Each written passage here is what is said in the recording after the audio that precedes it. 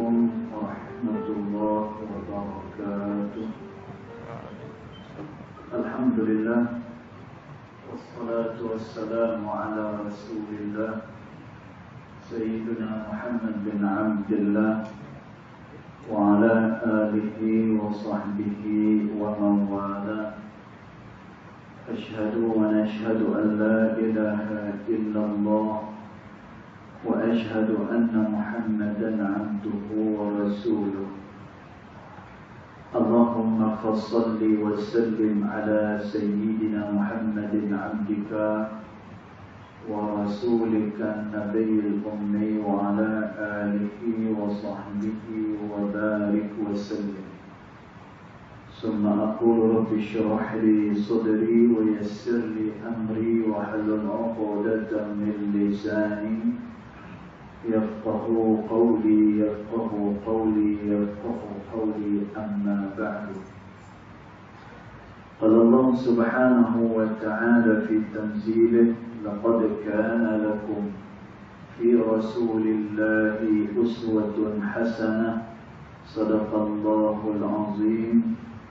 ربي أدخلني مدخل صدق وأخرجني مخرج صدق واجعل لي من لدنك سلطانا نصيرا.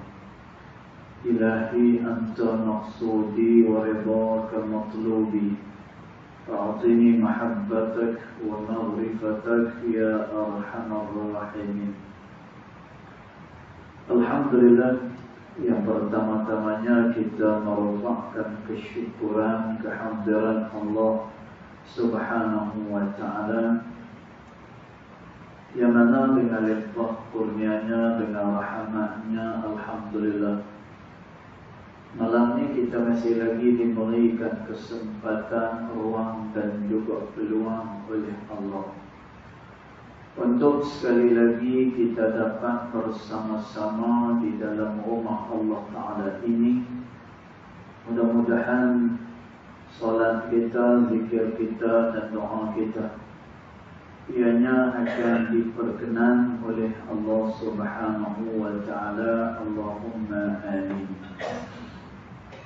Dan kita sambung lagi bacaan kitab Thimarul Jannah, terjemahan daripada Risalah Al-Mu'awanah fi Sulukin Tariqil Akhirah, yang diterjemah oleh Al-Syekh Idris Al-Khayyat Al-Makki Al-Fatani rahimahullah ta'ala.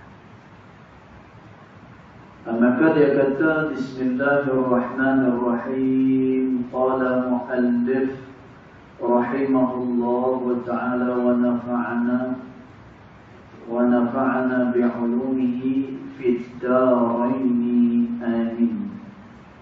Dia kata, maka bahawasanya melihat ia akan dikau, dia kata. Dan kita masih lagi membicarakan soal berkenaan dengan muraqabah. Tuan, muraqabah ni maknanya apa? Senantiasa berasa Allah Subhanahu wa ta'ala memerhatikan kepada kita.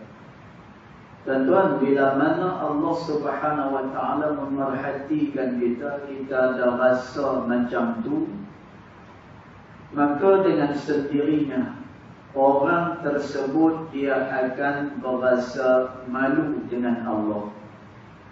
Dengan sendirinya orang itu dia akan berasa takut melakukan dosa kepada Allah. Dengan sendirinya orang tersebut dia akan berasa senantiasa diawasi oleh Allah Subhanahu wa ta'ala. Kenapa? Kerana dia percaya dan juga yakin innallaha sami'un basir. Sesungguhnya Allah Subhanahu wa ta'ala maha mendengar dan dia jugalah yang maha melihat. Tentu lagu mana Allah Subhanahu wa ta'ala mendengar, dia tak sama dengan mendengarnya kita. Tuan, kita ni boleh mendengar, Tapi hanyalah bila mana dia berdekatan dengan kita, maka bolehlah untuk kita dengar suara dan juga apa-apa yang kedengaran pada telinga kita. Tapi Allah Subhanahu wa ta'ala dia mendengar pada segala-galanya. Dan semuanya di dalam pendengaran Allah Subhanahu wa ta'ala. Sama ada dia jauh ataupun dia dekat, sama ada yang berada di luar zahir ataupun yang berada pada batin manusia. Tuan-tuan, semuanya itu adalah di dalam pendengaran Allah Subhanahu wa ta'ala. Dan Allah Subhanahu wa ta'ala maha melihat. Dan penglihatan Allah Subhanahu wa ta'ala disebutkan oleh ulama inkishafan taman. Allah memiliki penglihatan yang sangat-sangat sempurna, kata ulama. Dan apa dia penglihatan yang sempurna? Tak ada langsung yang terlindung daripada penglihatan Allah Subhanahu wa ta'ala. Dan tuan, sebab itu orang yang merasa dirinya diawasi oleh Allah, sepatutnya dia berasa malu. Dan tuan, sepatutnya dia berasa takut. Dan tuan, sepatutnya dia berasa bahawa dia senantiasa dilihat oleh Allah Subhanahu wa ta'ala. Dan tuan, nanti kita akan tengok di akhir daripada ibarat dalam kitab ni, kenapa kita tak berasa takut, kenapa kita tak berasa malu, kenapa kita tak berasa diawasi oleh Allah Subhanahu wa ta'ala. Maka dia kata bahwasanya melihat ia Allah Subhanahu wa ta'ala akan dikau, dia kata. Dan Allah Subhanahu wa ta'ala melihat kepada hamba-hamba dia. Dan manakala melihat engkau daripada diri engkau itu segan daripada mengerja akan taatnya. Dan tuan, kata Al-Imam Al-Haddad rahimahullah ta'ala, ketika mana engkau lihat diri engkau itu berasa berat dan juga malah hendak melakukan taat kepada Allah Subhanahu wa ta'ala dan cenderung kepada maksiat, dan engkau ni cenderung kepada maksiat kepada Allah. Dan dalam keadaan kita mengetahui Allah Subhanahu wa ta'ala senantiasa melihat kepada kita, kemudian dalam keadaan kita tahu bahawa dialah yang maha besar dan dialah segala-galanya. Dan tuan, tapi kita masih lagi ada rasa segan, malah berat dalam melakukan taat kepada Allah. Dan tuan, esok ni bulan puasa, bukannya orang tak tahu. Dan tuan, semua orang tahu bulan puasa ni bila beramal pahalanya besar daripada Allah. Siapa yang tak tahu? Semua orang tahu. Dan tuan, bahkan disebut pada bulan Ramadan pahala sunat, bila dia buat amalan sunat diganda menjadi amalan yang wajib. Dan tuan, pada bulan Ramadan benda wajib akan digandakan menjadi sehingga 700 kali ganda daripada Allah. Dan tuan, bukan dia tak tahu, bulan Ramadan adalah peluang untuk dia mendapatkan kedudukan istimewa pada sisi Allah Subhanahu wa ta'ala. Dan bukan manusia tak tahu. Dan bahkan Allah Subhanahu wa ta'ala sebut dengan jelas. Dan Allah Ta'ala kata, ya ayyuhalladzina amanu kutiba alaikumus shiyam kama kutiba 'alal ladzina min qablikum la'allakum tattaqun, kata Allah. Orang-orang yang beriman, kata Allah, difardukan ke atas kamu berpuasa sebagaimana orang-orang yang sebelum kamu juga berpuasa, kata Allah. Tuan-tuan, lalu Allah Ta'ala dia apa? Pasal apa yang aku syariatkan puasa ni? Tuan-tuan, puasa apakah hanya sekadar menahan lapar dan juga dahaga pada bulan Ramadan? Tuan-tuan, kalau itulah faham kita, kita takkan sampai kepada tujuan puasa. Tuan-tuan, tujuan puasa apa dia? La'allakum tattaqun. Mudah-mudahan kamu menjadi orang yang bertakwa kepada Allah. Tuan-tuan, takwa ni kita dah habaq dah, tuan-tuan. Takwa adalah kedudukan yang paling tinggi pada sisi Allah. Allah Subhanahu wa taala kata, "Inna akramakum 'indallahi atqakum." Sesungguhnya yang paling mulia daripada kalangan kamu manusia, kata Allah, adalah yang paling bertakwa kepada Allah. Ini yang paling mulia.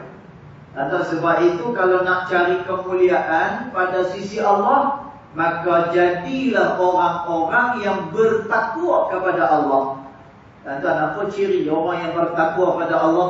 Mula-mula sekali kata Sayyidina Ali radhiyallahu anhu wa arda, orang yang bertakwa khaufun minal jalil. Dia adalah orang yang ada rasa takut dengan Allah Subhanahu wa taala. Itu yang pertama. Dan yang kedua, ittiba'ut tanzil. Quran dia jadikan ikutan. Dan bukan hanya sekadar bacaan. Tuan, kita hari ini Quran sekadar bacaan saja. Okey, tuan-tuan. Okeylah, masya-Allah. Ada Quran ni kalau kita baca, tuan-tuan, dekat dalam tu terkandung segala ilmu.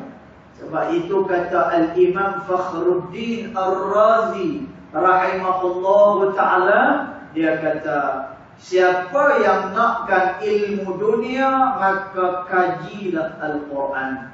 Siapa yang nakkan ilmu akhirat, maka kajilah kepada Al-Quran. Tuan, Masya Allah, Al-Quran ni dia manual kepada manusia. Dia adalah kitab panduan untuk manusia. Orang yang mengikuti segala yang ditunjukkan oleh Al-Quran, tuan-tuan, dia pasti mendapatkan kejayaan dunia dan juga akhirat. Tuan-tuan, sebab itu Allah Subhanahu wa taala dia sebut tentang orang yang bila mana dia kaji Quran, dia beramal dengan Al-Quran.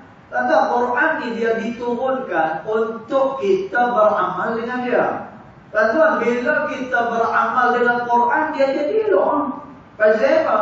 Kerana dia beramal sesuai dengan kehendak Allah Subhanahu wa taala. Tuan-tuan, yang reti untuk mengurus manusia, yang reti untuk mengurus dunia adalah Allah Subhanahu wa taala. Tuan-tuan, orang ni bila dia ikut panduan daripada Allah, jaya dia. Sebab itu dalam surah Al-Baqarah, tuan-tuan, setiap kali tahlil kita baca ayat ni. Tuan-tuan, kita baca ayat ni, kita hafal ayat ni. Bahkan kadang-kadang kita pula rasa terganggu, kan? Sebab itu kita terganggu jangan. Bila kita jadi imam, kita kadang-kadang pun nak petik juga daripada terutama orang yang hafal Al-Quran. Dan dia taklah petik daripada juzuk-juzuk yang tinggi-tinggi saja. Kadang-kadang juzuk-juzuk bawah ni pun nak diulang juga. Dan kita pun baca Alif Lam Mim, Dzalikal kitabu la raiba fihi hudan lil muttaqin. Kita baca.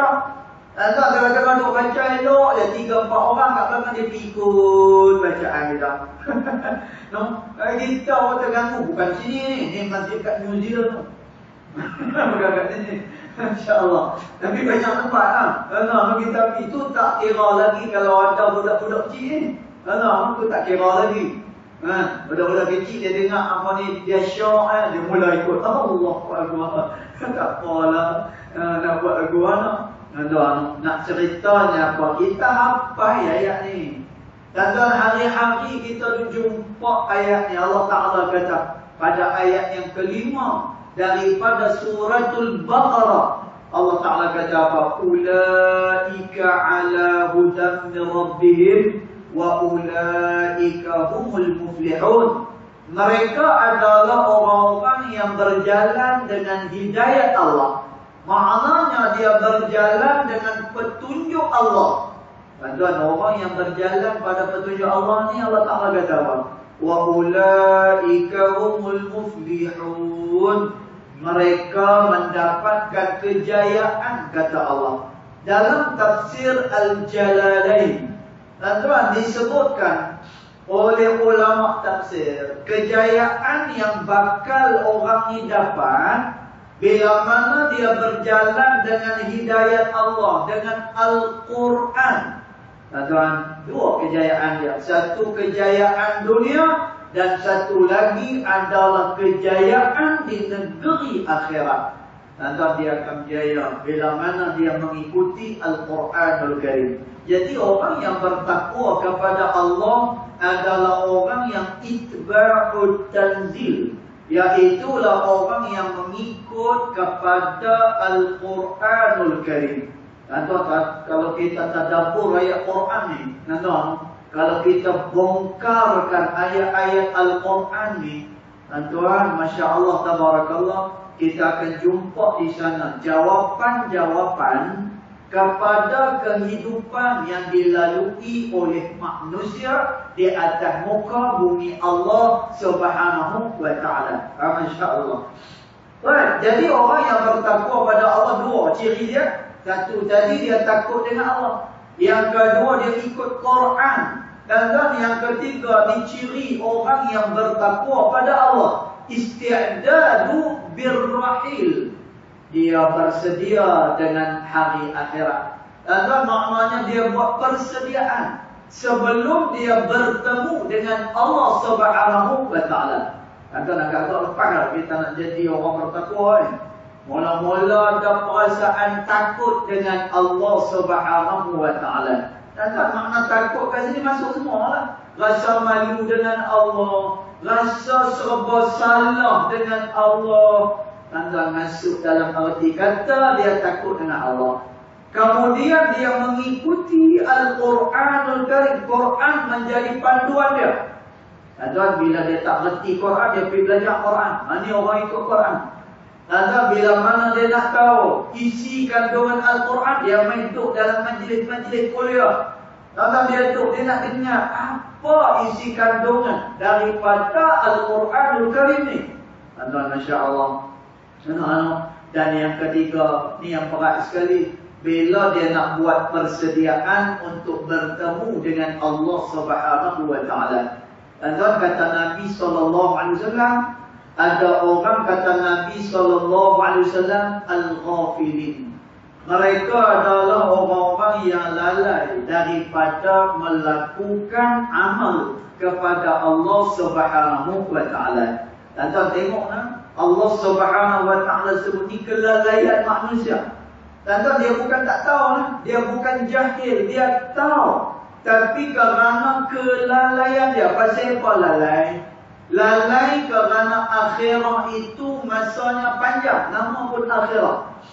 Dan dunia ni, asal perkataan dia dunuwun. Dan apa dia makna dunuwun? Benda segera. Dunuwun adalah benda yang dekat. Dan kita tengok bila ada orang janji kat kita kan, contohnya bekerja lah, contoh misalnya. Dan apa ni cepat kita dapat habuan tu cepat, Kita kerja 1 hari bulan 21 sampai 25 jolok lah. Memang orang tunggu tarikh tu, orang tunggu. Kita pun tanya orang niaga kan. Tanya orang niaga, hari ni jangan niaga kurang sikit tak ada, tapi tunggu akhir bulan orang masuk kerja ni. Penuh ni tak celui apa ni kedai ni. Dan kita akan mendapatkan habuan yang segera atas dunia ni. Dan apa yang kita buat nampak atas dunia ni. Tapi negeri akhirat, dan akhirat ni makna apa? Akhir. Dia adalah yang kemudian. Hak ni, kalaulah iman tipik, dan dia akan lalai dengan hari kemudian ni. Pasal apa? Kerana tempohnya yang sangat panjang. Dan kata Nabi, manusia suka menangguh-nangguh dalam amalan dia kepada Allah Subhanahu wa ta'ala. Karena benda lain kita tangguh, benda lain kita tak tangguh. Benda lain kita tak tangguh pun. Contoh nak dapat duit bantuan misalnya. Dia kata kemas gini, daripada sekian hari bulan kepada sekian hari bulan. Awal-awal dia dah buat lah. Masya Allah, punya kita jaga tuan dengan perkara keduniaan ni. Tapi dengan perkara akhirat, dia perkara kemudian yang menyebabkan manusia itu dia menangguhkan amalan dia kepada Allah Subhanahu wa ta'ala. Baik. Jadi Allah Subhanahu wa ta'ala dia kata, kami syariatkan, kami perintahkan puasa. Mudah-mudahan kamu menjadi orang yang bertakwa kepada Allah Subhanahu wa ta'ala. Tanda siapa yang tak tahu? Bulan Ramadan ni besar kelebihan dia. Bahkan disebut dalam bulan Ramadan ni, kata Nabi SAW, kata ni kena cari di bulan Ramadan ni. Kata pasal apa dia backup habis semua. Kata carilah nanti jangan malas. Kata Nabi SAW, taharrau lailatul qadri fi kulli witrin, kata Nabi. Carilah kamu dalam bulan Ramadan satu malam yang nama dia malam Lailatul Qadar fi kulli witrin, pada malam-malam yang ganjil, kata Nabi sallallahu alaihi wasallam. Tanda apa kelebihan dia? Kelebihan dia, orang yang beramal pada malam hari tersebut, seumpama dia beramal 83 tahun, dicatat dia sebagai orang yang beramal kepada Allah Subhanahu wa ta'ala. Dan tuan kita tahu tak kelebihan-kelebihan ni? Tahu? Kita tahu, tapi tu dia 10 malam terakhir, tu kira tu tupat, lemang, kira tu. Anak tengok sah, koi lama dia koi apa ni surut, koi cerah, koi cerah. Anak dia jadi koi cerah tak tahu pasal apa. Sedangkan amalan Nabi SAW bila berada pada 10 malam yang terakhir. Tanda ni hebat ni bulan Ramadan ni, Masya Allah. Tanda pasal apa? Allah Ta'ala menjanjikan kedudukan yang besar pada sisi dia, orang bertakwa pada Allah. Tanda nak jadi orang bertakwa macam tadi tu. Tapi dalam masa sebulan ni Allah Ta'ala janji, kalau puasa sebagaimana yang dikehendaki oleh Allah, tetap pun kamu akan jadi orang yang bertakwa kepada Allah. Dan semua orang tahu ada kelebihan bulan Ramadan dan ada satu malam Lailatul Qadar. Tapi orang macam tak ada riang untuk mencari kelebihan tersebut. Baik, maka kita tengok apa sebab dia. Nazar dia kata, manakala melihat engkau daripada diri engkau itu segan. Maknanya apa? Malas berat daripada mengerjakan akan ta'an, dan cenderung pula kepada maksiat. Dan dia lebih cenderung kepada maksiat. Pada kebaikan ni macam tak ada rasa. Dan kata ulama, orang yang arif billah, orang yang merasai kelazatan beramal pada Allah ni, kata ulama, seperti ahlu maksiat melakukan maksiat pada Allah. Macam itulah rasa lazatnya orang yang beramal kepada Allah Subhanahu wa ta'ala. Saya ulang balik semula. Kata ulama, orang yang dekat dengan Allah, orang yang ada rasa kemanisan beramal pada Allah, seperti orang yang ahlul ma'asi melakukan maksiat pada Allah. Tengok kalau orang dia kaki arak misalnya, dapat arak cukup tuan, dia jenis kaki perempuan, tuan, kira perempuannya. Tuan, dia buat maksiat apa lagi, dia seronok dengan maksiat tu. Dan tuan, orang yang dekat dengan Allah Subhanahu wa ta'ala macam itulah, dia berasa lezat di dalam mendekatkan diri kepada Allah Subhanahu wa ta'ala. Maka dia kata, Imam Haddad kata, tapi kau cenderung pula kepada maksiat, sedangkan kau tahu Allah Subhanahu wa taala melihat kau, Allah senantiasa memuraqabah kau, tapi kau masih malah, engkau masih cenderung melakukan maksiat pada Allah, maka memperingat olehmu akan dia dengan bahawasanya Allah Ta'ala mendengar ia akan dikau dan melihat ia akan dikau, dia kata. Tuan-tuan, bila mana kita berasa letih, bila mana kita berasa malas melakukan taat, nak buat maksiat pada Allah, tuan-tuan, kata Imam Al-Haddad, cuba ingat balik, Allah melihat kepada hamba dia dan dia dengar semua sekali apa-apa yang ada pada batin manusia ataupun pada zahir manusia, semuanya adalah diketahui oleh Allah Subhanahu wa taala. Baik. Dan mengetahui ia akan hati engkau dan cakapan engkau yang tersembunyi. Maka dia kata jika tidak memberi faedah akan dia, tuan-tuan, yang tu pun tak makan. Tuan-tuan, dia tahu Tuhan tengok kat dia, tuan-tuan, dia tahu buat dosa ni ancaman daripada Allah Subhanahu wa taala. Dan kita tak berasa takut, tak ada. Tuan-tuan, ada orang yang kita suruh dia buat baik, dia kata pak komok saja ni. Kan? Tak salah, aku bukan bagus sangat. Nak suruh orang buat baik. Tuan-tuan, sepatutnya bila mana ada orang dia suruh kita melakukan kebaikan, tuan-tuan, kita kena ikut kebaikan tersebut. Bahkan disebut dalam satu riwayat, bila mana ada orang lagi menegur kita pada kebaikan, ini menandakan wa huwa fi ri'ayatillah. Ini menandakan dia masih dipelihara oleh Allah Subhanahu wa taala. Tuan-tuan, kalau orang asyik puji kita je, tak ada orang tegur kita ke jahanam. Tuan-tuan, sebab itu kata Al-Imam Al-Ghazali rahimahullah taala, sesungguhnya kata Imam Ghazali, kadang-kadang celaan itu lebih elok daripada pujian daripada manusia. Tuan-tuan, celaan ni, ramai orang yang dah berjaya dengan celaan ni. Betul ya? Tuan-tuan, salah satunya ulama nahwu yang nama dia Al-Imam Abdul Rahman Al-Qambar rahimahullah ta'ala. Tuan-tuan, anak-anak kita yang mengaji kat Maktab Mahmud, yang mengaji di pondok, tanya orang mereka, kenal tak dengan ulama nahwu yang nama dia Sibawih, orang panggil. Nama betul dia Abdul Rahman Qambar. Tuan-tuan, masa dia mengaji dengan guru dia, dia budak bodoh. Tuan-tuan, dia tak erti apa. Tuan-tuan, tapi tu guru ni tu kata kat dia, hang ni Abdul Rahman, kamu ni sampai ke bila lah baca kitab bagi kalah. Dan kamu ni takkan pandai sampai bila-bila. Tuan-tuan, masa tercabar dengan apa ni celaan daripada guru ni. Tuan-tuan, kita tak macam tu. Ramai orang yang dah bangkit dengan celaan ni. Tuan-tuan, orang pun rendahkan kita. Tak apa, aku sabar, tunggu satu hari tu, tuan-tuan, jadi sungguh. Jadi sungguh. Sebenarnya jadi sungguh. Dia menjadikan satu semangat pula celaan ni.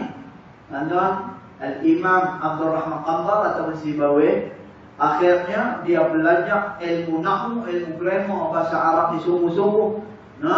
Sehinggalah dia dapat menguasai ilmu bahasa Arab, tuan-tuan. Menguasainya dia ilmu bahasa Arab sehingga ulama kata, kalaulah orang yang mengaji bahasa Arab ni tak kenal dengan Sibawih, maka masih lagi cacat, masih lagi kurang pengetahuan dia terhadap ilmu nahwu ni. Tuan-tuan, rasanya budak tak erti apa, tuan-tuan.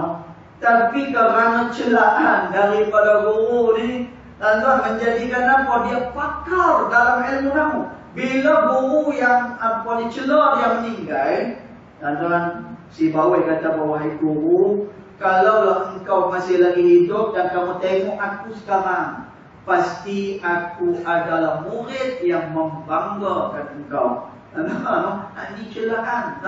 Berapa ramai orang yang dicela melakukan perubahan, tapi berbeza dengan orang yang senantiasa dipuji. Bahkan kata Imam Ghazali rahimahullah ta'ala, orang yang dipuji ni kadang-kadang bahaya, binasa dia. bila mana dia senantiasa dipuji. Dan sebab itu Nabi SAW, Nabi sebut, bila mana ada orang yang puji kepada kamu, kata Nabi, dan pujian itu tak benar. Tak betul pun. Tak betul. Kita ni badan tembun, tiba-tiba dia kata, badan sadu semua. Kan ada. Tapi jangan buatlah benda ni. Tu kita tahu dia melawak lah. Cuma Nabi nak terang, pujian ni jaga-jaga dengan puji-pujian ni. Biar celaan tak apa. Daripada pujian-pujian yang menghanyutkan manusia. Jadi kata Rasulullah SAW, bila mana kamu dipuji dengan benda yang tak benar berkenaan dengan kamu, Nabi kata apa? Ambillah pasir lalu dilemparkan kepada mulut orang yang memuji kepada kamu. Dan pasal itu dia puji bukan benda sebenar. Dan yang keduanya, puji-pujian ni menutup akan segala kelemahan-kelemahan kita. Itu bahaya. Kenapa? Orang puji kita, orang naikkan kita. Tentang sebab itu Nabi Allah Sulaiman alaihissalam, bila mana dikatakan pada dia ni adalah orang yang kaya, dia ni adalah orang yang diberikan leluasa oleh Allah Ta'ala. Tuan-tuan, bila kita dipuji, ambil sikap macam ni, lebih elok. Tuan-tuan, Nabi Allah Sulaiman alaihissalam dia kata apa? Haza min fadli Rabbi. Ini daripada kelebihan Tuhan aku. Liyabluwani, kerana nak uji aku. Ashkur am akfur. Sama ada aku nak bersyukur ataupun aku nak kufur dengan Allah Subhanahu wa Ta'ala. Ini Nabi Allah Sulaiman alaihissalam. Bila mana dia dikatakan dia ni begini, orang puji pada dia. Tuan, dia mengembalikan pujian itu kepada Allah Subhanahu wa Ta'ala. Baik. Maka dia kata, dan mengetahui akan hati engkau dan cakapan engkau yang tersembunyi. Maka jika itu pun tidak memberikan faedah, akan dia oleh ini segala peringatan. Tuan, kalaulah tu semua dah tak jadi juga. Jadi dia kata dekat sini, apa pula sebab dia? Pasal apa yang dia masih malas nak melakukan apa ni, taat pada Allah. Sedangkan Allah tengok dia, Allah mendengar dia. Maka dia kata, kerana singkat pengetahuannya dengan kebesaran Allah. Maknanya apa? Maknanya orang yang macam ni sedikit sangat pengetahuan dia berkenaan dengan kebesaran Allah. Tanda maknanya apa? Dia tidak makrifah kepada Allah Subhanahu wa Ta'ala. Tanda maknanya apa? Dia tak kenal dengan sebenar-benar kenal kepada Allah Subhanahu wa Ta'ala. Atau kenal kepada Allah ni bukan hanya setakat kita menjalani jalan tasawuf, kemudian berlaku benda pelik-pelik kat kita, tak, bukan itu. Memang dia mai daripada hati yang ikhlas, kita nak dekatkan diri kepada Allah Subhanahu wa Ta'ala. Tuan, sebab itu dalam beramal ni, apa dia yang paling besar dalam amal ni? Dalam beramal ni, yang paling besar ikhlas dengan Allah. Itu yang paling besar sekali. Sebab itu Allah Subhanahu wa Ta'ala kata kepada Nabi SAW, sa'adha'u, aku akan letak ikhlas ni. Tanda ikhlas bukan semua orang boleh dapat. Bukan semua orang boleh dapat. Beli tasbih, semua orang boleh beli. Pakai jubah, tak semua orang boleh pakai jubah. Saya dulu macam mengaji dalam pakai terbang, orang Arab duk pakai igal, igal kan, yang orang Arab duk pakai tu. Kan dalam kapal terbang dia ada buat dua jenis ayak, macam nak pergi Surah Merah juga. Nabi dihidangkan dengan apa? Satu arak, satu susu. Atas kapal terbang macam tu arak pun ada, yang halal pun ada. Dua-dua tu ada.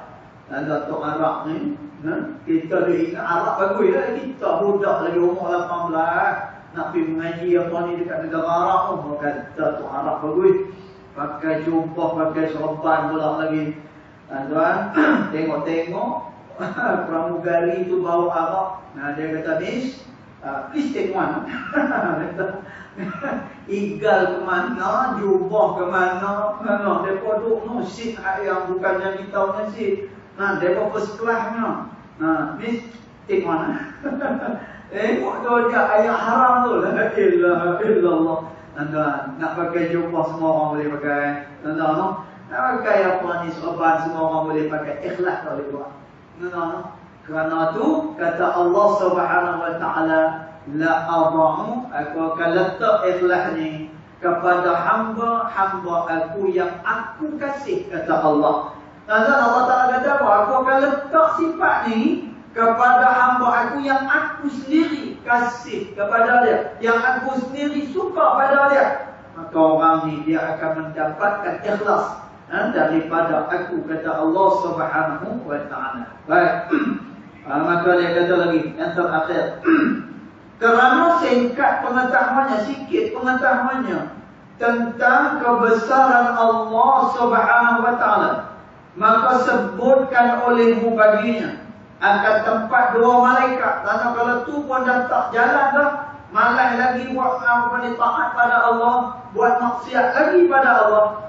Maka kata Imam Al-Haddad, ingatlah kamu pula kepada dua malaikat yang mulia, yang menulis keduanya akan kebajikan dan kejahatan, dan bacalah olehmu atasnya akan firman Allah Subhanahu wa taala ini. Dia kata ni dia ada ayat Al-Quran. Nanti insya-Allah kita akan sambung kita punya kuliah kita. Nanti lepas kita makan kuih raya, makan lemang, ni kita berhenti dululah insya-Allah. Nanti kita akan sambung lagi pembacaan kitab ini. Mudah-mudahan kita semua akan diberikan kebaikan oleh Allah Subhanahu wa taala. Mudah-mudahan juga tuan-tuan, kita tak lama lagi dah nak masuk bulan Ramadan. Tuan, mudah-mudahan kita masuk bulan Ramadan ini dengan radiyatan mardiyah. Redha-Nya kita dengan Allah, dan Allah Subhanahu wa taala akan redha pula kepada kita. Dan mudah-mudahan kita punya Ramadan pada tahun ini adalah yang terbaik insya-Allah. Dan bersyukurlah kerana bila SOP baru dah keluar, pejabat agama kita pun dah benarkan merapat kausah Kaabah, pakai sejadah pun pakai sejadah B adalah harapan tu sikit. Jadi mudah-mudahan kita semua diberikan kekuatan oleh Allah untuk beramal pada bulan Ramadan. Mudah-mudahan puasa kita, amal kita semua yang kita lakukan diterima pada sisi Allah Subhanahu wa taala. Cukup setakat itu. Yang baik datang daripada Allah Subhanahu wa taala, yang tidak baik datang daripada kejahilan diri saya sendiri, walaupun hakikat kedua-duanya datang daripada Allah Subhanahu wa taala. Bismillahirrahmanirrahim. Alhamdulillahirabbil alamin, wassalatu wassalamu ala asyrafil anbiya'i wal mursalin wa ala alihi wa sahbihi ajma'in. Allahumma ighfir lana ma akhtana wa ma ta'ammudna وما أسرارنا وما أعلنا وما أنت أعلم به منا. أنت المقدم وأنت المؤخر، لا إله إلا أنت سبحانك إنا كنا من الظالمين. صلى الله على سيدنا محمد وعلى آله وصحبه وبارك وسلم، والحمد لله رب العالمين، والله أعلم.